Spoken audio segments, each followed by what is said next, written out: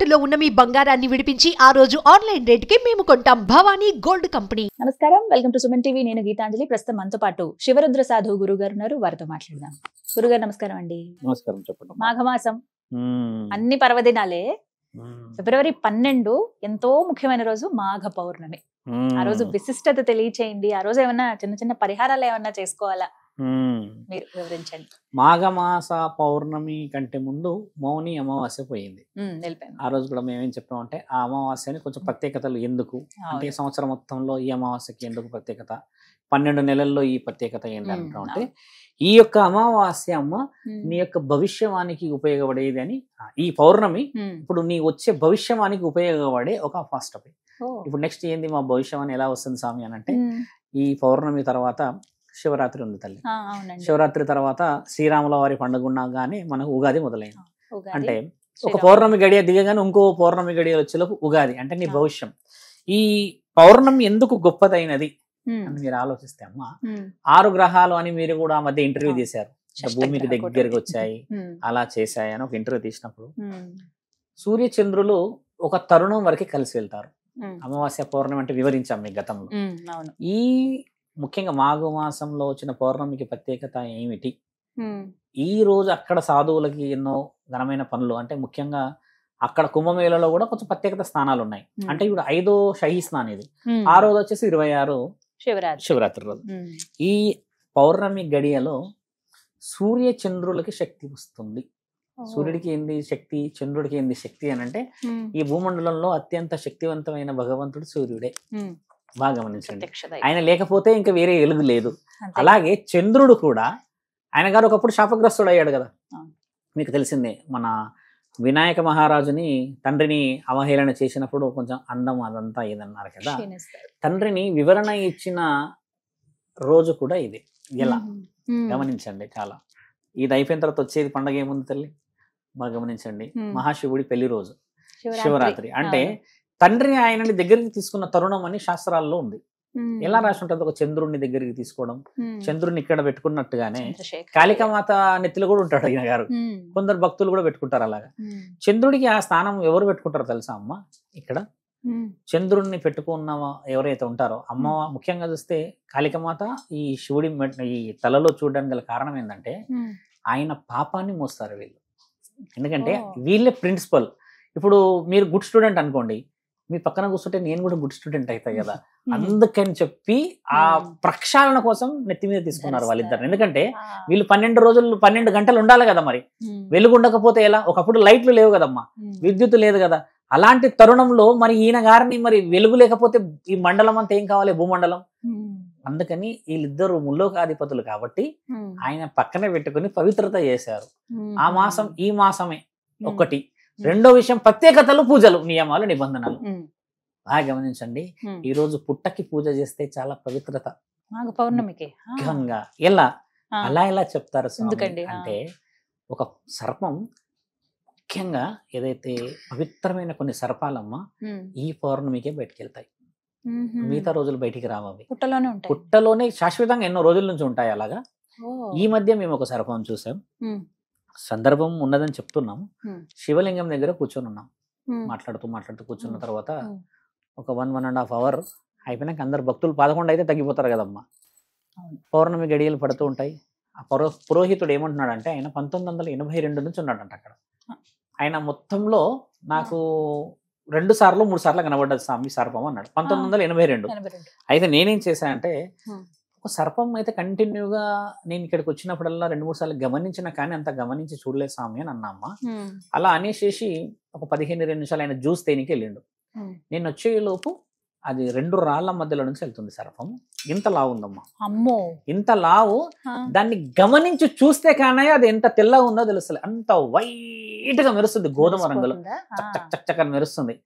చూసేసి అలా ఇలా వెళ్తే దాని కన్ను ఇంత ఉందమ్మా, ఈ సైజు కన్ను.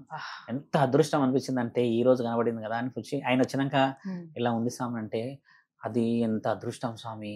ఒక రోజు మధ్యాహ్నం నేను పండుకుంటే పడగెత్తి నా ముందు కూర్చుంది, నా ప్రాణాలు పోయినట్టు అయింది. పడగెత్తిందంట ఆయన కూడా, ఎట్లా ఎత్తు కూర్చుందంట. ఇంత ఉంది స్వామి పడగెత్తితే. అట్లాంటి సర్పాలు ఉంటాయా అని అనుకున్నా స్వామి, మీకు దర్శనం అయిందా, అది ఎంత అదృష్టం అని అన్నాడు కదా.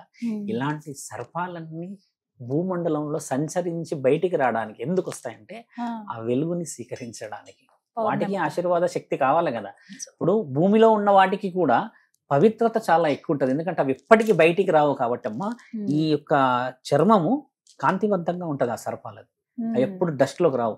అవి ఎప్పుడు మట్టిలో చాలా చాలా చాలా చాలా ప్యూరిఫైడ్ మట్టిలో ఉంటాయి. అవి పుట్టమన్ను ఎంత మెత్తగా ఉంటుందమ్మా, అంత లోపలికి ఉండడం చేత అది ఒక్కసారి బయటికి వస్తే అమ్మ, ఆ చంద్రకాంతి పడ్డప్పుడు ఒకవేళ దర్శనం అయిందనుకో మా తల్లి, అసలు ఆ లుక్ వేరు. ఒక సందర్భంగా చెప్తున్నాము. ఒకరోజు నేను నా భార్య నిలబడ్డాం తల్లి ఒక ఫస్ట్ ఫ్లోర్ లో. నిలబడ్డప్పుడు మా ఇంటికి ఆపోజిట్ లో ఇల్లు కడుతున్నారు. ఇల్లు కడుతుంటే బయటకు వచ్చి మాట్లాడుకుంటున్నాం. 12:45 1 మినిమం. అప్పుడు మాట్లాడుకుంటే నైట్ పౌర్ణమి ఆ మూమెంట్ కూడా చాలా వివరంగా ఉంది. అదే ఏదైనా కనపడుతుందా నీకు అక్కడ అని అడిగింది. అంటే కనపడతలేదు, ఏం కనపడుతుంది, పైపు నీళ్లు కొట్టింది కదా అంటే, కాదు కొంచెం మంచిగా డీప్ గమనించి చూడు అన్నావమ్మా. శ్వేత నాగు 3 రౌండ్లు వేసి ఇట్లా కూర్చుంది తల్లి. అది ఎంత ప్లెజెంట్ అనిపించిందంటే అమ్మ, దర్శనం చూసి మళ్ళీ టక్కున వెళ్ళిపోయింది. అంటే 20-30 సెకండ్స్ కూడా లేదమ్మా, ఇట్లా కూర్చొని ఉంది. ఇట్లా పిల్లరింగ్ తవ్వుతారు కదా ఇల్లుకు, అట్లా తవ్విన దాని మధ్యలో ఒక మధ్యలో మట్టి మీద కూర్చుంది. ఇట్లా చూసి అట్లా పౌర్ణమిని చూసినప్పుడు ఎంత మనసు ఆనందమైందంటమ్మా. శ్వేత నాగు తల్లి. నేను హైదరాబాద్ లో ఒక ఇంటి దగ్గర చూసినాను నేను దాన్ని. ఎంత పవిత్రం అనిపించింది. మళ్ళీ అది ఎక్కడికి పోయింది ఏందని నేను ఎవ్వరికి చెప్పలే, ఈ రోజు మాత్రమే చెప్తున్నా. ఎంత అదొక సీక్రెట్. ఇలాంటి రోజుల కోసం ఎదురు చూడాలి మనం.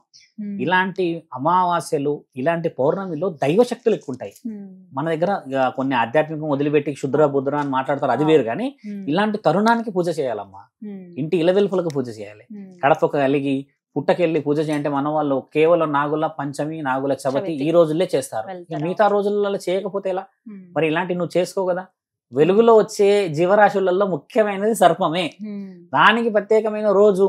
ఇందులో మళ్ళీ కొంతమంది ఏం చెప్తారు, ఈ యొక్క వివరణ మన కులదైవాలు, మన ఇలవేలుపుల ప్రత్యేకతలు వేరే ఉన్నాయి. ఇప్పుడు నేను చెప్పింది భూమికి అనుసంధానమైనది, పరమాత్ముడికి అనుసంధానమైనది. మరి ఈ మధ్యలో ఉన్నది ఎవరు? వాసుకి మెడలో ఉంటుంది.